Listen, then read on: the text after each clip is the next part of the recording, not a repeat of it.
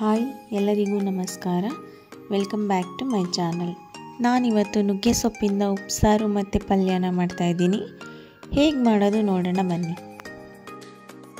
ಪಾತ್ರೆಗೆ ಮೊದಲು ನೀರನ್ನು ಹಾಕಿ ಕುದಿಯೋಕೆ ಇಡ್ತಾಯಿದ್ದೀನಿ. ಅರ್ಧ kg ಅವರೆಕಾಯಿನ ತಗೊಂಡು ಬಿಡಿಸಿಟ್ಕೊಂಡಿದ್ದೀನಿ, ಹಾಗೆ ತೊಳೆದಿಟ್ಕೊಂಡಿದ್ದೀನಿ. ಇದನ್ನು ಇವಾಗ ಕುದೀತಾ ಇರೋ ನೀರಿನಲ್ಲಿ ಹಾಕೋತಾ ಇದ್ದೀನಿ.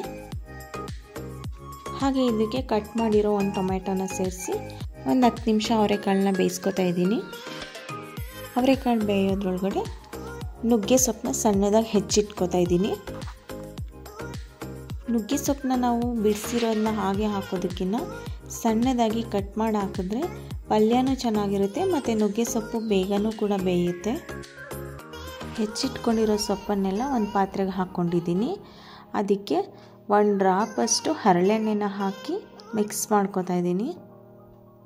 ನಾವು ಹರಳೆಣ್ಣೆನ ಹಾಕೋದ್ರಿಂದ ನುಗ್ಗೆ ಸೊಪ್ಪು ಕಹಿ ಬರಲ್ಲ ಮತ್ತು ಬೇಗ ಬೇಯುತ್ತೆ. ಇವಾಗ ಒಂದು 10ರಿಂದ 15 ನಿಮಿಷ ಬೇಯಿಸ್ಕೊಂಡಿದ್ದೀನಿ ಅವರೆಕಾಳನ್ನು. ಅವರೆಕಾಳು ಕೂಡ ಚೆನ್ನಾಗಿ ಬೆಂದಿದೆ. ಟೊಮ್ಯಾಟೊನ ಹೊರಗಡೆ ತೆಗೆದಿಟ್ಕೋತಾ ಇದ್ದೀನಿ. ಇವಾಗ ಇದಕ್ಕೆ ಕಟ್ ಮಾಡಿ ಇಟ್ಕೊಂಡಿರೋ ನುಗ್ಗೆ ಸೊಪ್ಪನ್ನು ಹಾಕ್ಕೋತಾ ಇದ್ದೀನಿ. ಮಿಕ್ಸ್ ಮಾಡಿಕೊಂಡು ರುಚಿಗೆ ತಕ್ಕಷ್ಟು ಉಪ್ಪನ್ನು ಹಾಕಿ ಒಂದು 15ರಿಂದ 20 ನಿಮಿಷ ಬೇಯಿಸ್ಕೋಬೇಕಾಗುತ್ತೆ. ನುಗ್ಗೆ ಸೊಪ್ಪು ಬೇಯೋಕ್ಕೆ ಸ್ವಲ್ಪ ನಿಧಾನ ಆಗಿರೋದ್ರಿಂದ ಒಂದು 20 ನಿಮಿಷನಾದರೂ ಬೇಕು. ನುಗ್ಗೆ ಸೊಪ್ಪು ಬೇಯೋದ್ರಲ್ಲಿ ಉಪ್ಸಾರಿಗೆ ಖಾರದ ನೀರು ರೆಡಿ ಮಾಡ್ಕೋತಾ ಇದ್ದೀನಿ.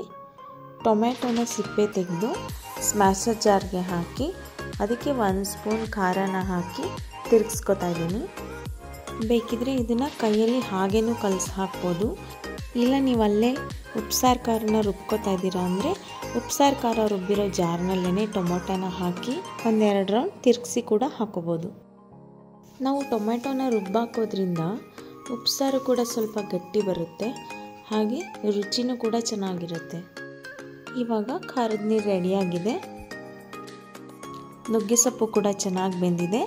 ಇದನ್ನು ಸೊಪ್ಪು ಮತ್ತು ನೀರನ್ನು ಸಪ್ರೇಟ್ ಮಾಡ್ಕೊಳ್ಳೋಣ.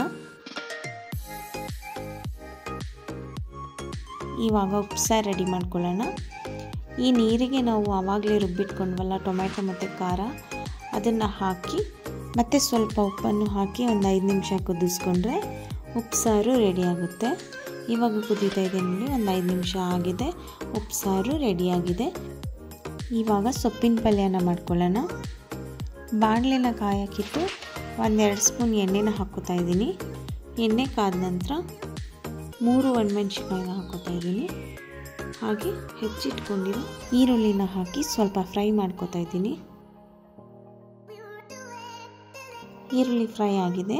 ಇದಕ್ಕೆ ನಾವು ಬೇಯಿಸಿಟ್ಕೊಂಡಿದ್ವಲ್ಲ ನುಗ್ಗೆ ಸೊಪ್ಪು, ಅದನ್ನು ಹಾಕಿ 1-2 ನಿಮಿಷ ಫ್ರೈ ಮಾಡಿಕೊಂಡು ಕೊನೆಯಲ್ಲಿ ಸ್ವಲ್ಪ ತೆಂಗಿನಕಾಯಿ ತುರಿನ ಹಾಕಿ ಮಿಕ್ಸ್ ಮಾಡಿಕೊಂಡ್ರೆ ನುಗ್ಗೆ ಸೊಪ್ಪಿನ ಪಲ್ಯ ರೆಡಿಯಾಗುತ್ತೆ.